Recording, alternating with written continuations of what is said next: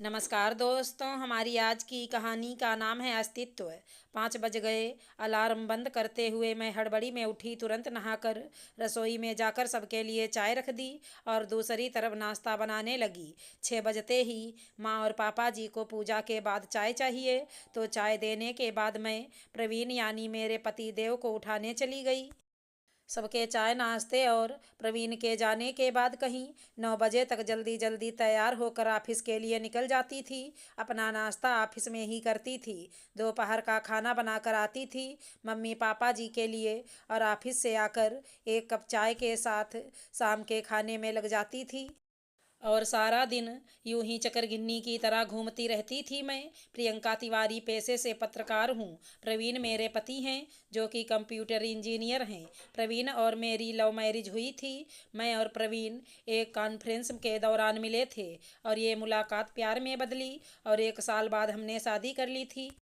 मैं अपने माँ पापा को कार एक्सीडेंट में खो चुकी थी, तो प्रवीण का परिवार ही मेरे लिए सब कुछ था। छोटा सा परिवार था हमारा। सभी लोग अच्छे थे, लेकिन कहते हैं ना, ज़्यादा अच्छाई के पीछे कुछ ना कुछ बुराई भी होती है। यहाँ भी थी। मैं और प्रवीण दोनों नौकरी करते थे। शुरू में तो ठीक था, लेकिन फिर माँ जी मुझे रोज़ बिना कारण बोलने लगी। मैं उनकी बातों पर ध्यान ना देते हुए ये सोचती कि माँ ही तो हैं, क्या हुआ कुछ कहा तो।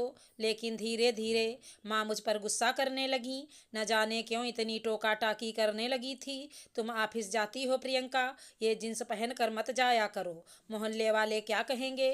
कुर्ती पर दुपट्टा तो ले लिया करो, ससुर भी हैं घर में, थोड़ी तो शर्म किया करो।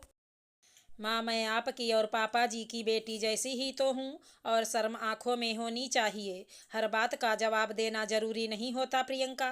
हम तुम्हारे भले के लिए ही कह रहे हैं। पापा जी तेज स्वर में बोले। माँ अब रोज हर छोटी बात पर प्रवीण को भी कहने लगी, और प्रवीण मुझे सुनाते। इन सब बातों का असर ये हुआ कि मैंने कुछ कहना ही छोड़ दिया, क्योंकि प्रवीण पर तो किसी बात का असर नहीं होता था। वो बस अपने काम को लेकर ही व्यस्त रहता, और मुझे माँ की बात मानने की नसीहतें दे देते। ऐसा नहीं था कि मैं उनकी बात नहीं सुनती थी, लेकिन मेरी अपनी भी कुछ इच्छाएं थी, अपना भी अस्तित्व था, जो अब धीरे धीरे खोने लगा।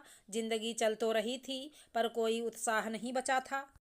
इसी बीच एक दिन मेरी ऑफिस की दोस्त रीना ने मुझे अपने जन्मदिन की पार्टी पर बुलाया। ना चाहते हुए भी मैं और प्रवीण वहां गए। रीना ने बहुत अच्छी व्यवस्था की हुई थी। वहां बातों बातों में मुझे पता चला कि रीना को डांस का शौक है। मेरे कहने पर उसने डांस प्रस्तुति भी दी। वहां रीना को डांस करता देख मेरे अंदर की सोई हुई प्रियंका फिर से जग गई थी। मैं स्वयं भी बहुत अच्छी कथक नृत्यांगना थी, लेकिन समय के साथ ये शौक कहीं दब गया था।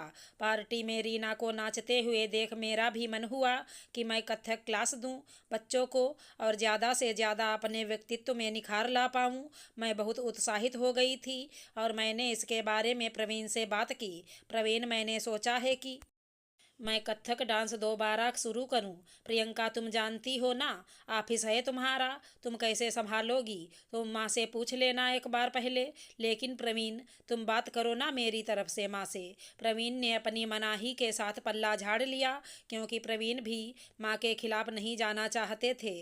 मैंने भी हिम्मत करके माँ से इस बारे में बात की, लेकिन मैं नहीं जानती थी कि मेरा बात करने से घर में इतना बड़ा हंगामा हो जाएगा। मैंने माँ से पूछा, माँ, मैं कथक नृत्य जानती हूँ, मैं बच्चों को सिखाना चाहती हूँ। तुमको क्या ज़रूरत है बहू, ऑफिस जाती हो, ये क्या कम है जो अब डांस भी सिखाना है। माँ, मैं कुछ और करना चाहती हूँ जिसमें मुझे संतोष मिले। मेरे अंदर हुनर है तो कुछ नहीं, हमारे यहाँ की औरतें ये सब नहीं करती। पापा जी भी बोले, लेकिन मम्मी पापा जी, इसमें हर्ज क्या है, मैं घर पर ही सिखा लूँगी। मेरी छोटी सी बात ने घर में बवंडर मचा दिया। माँ ने प्रवीण को कहा कि प्रियंका को समझा दो, ये सब यहाँ नहीं चलेगा। जॉब करने दिया उतना काफ़ी है, और जॉब से घर के खर्च में मदद मिलती है। डांस नहीं होगा यहाँ, सारी दुनिया के ताने नहीं सुनने हमें। प्रवीण ने मुझे ही कहकर ये बात ख़त्म कर दी कि मैं माँ के खिलाफ कुछ नहीं कर सकता। उन्होंने जो कहा चुपचाप मान लो। मुझे बहुत दुख होता सुनकर। यूं लगता काश मेरे मम्मी पापा जिंदा होते। प्रवीण की और माँ जी की बातें सुन पहली बार मुझे ये एहसास हुआ कि मेरा तो कोई अस्तित्व ही नहीं यहाँ। जॉब भी इसलिए है कि घर का खर्च मिल जाता है। मुझे बहुत गुस्सा आ रहा था। मैं पूरा दिन घर के कामों में ऑफिस में व्यस्त रहती हूँ। क्या हुआ जो अपने लिए कुछ करना चाहा तो मैं अपने फर्ज बखूबी निभा रही हूँ। अगर मैं अपने लिए थोड़ा सोच लूँ तो इसमें क्या गलत है। यही सोचकर पूरी रात मैं सो नहीं पाई। यूं ही रात निकाल दी। लेकिन नया दिन नया सवेरा मेरी जिंदगी में भी नई किरण लाया।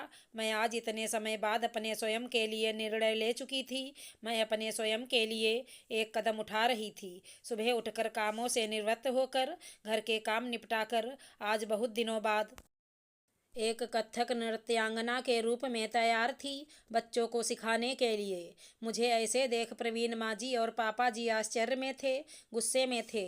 लेकिन मैं इन सब बातों से अनजान अपने लिए नई राह चुनने के लिए अग्रसर थी। मैं सोच चुकी थी कि मैं अपने लिए नई राह बनाऊंगी, क्योंकि अपना स्वयं का भी अस्तित्व है मेरा। सही कहा ना।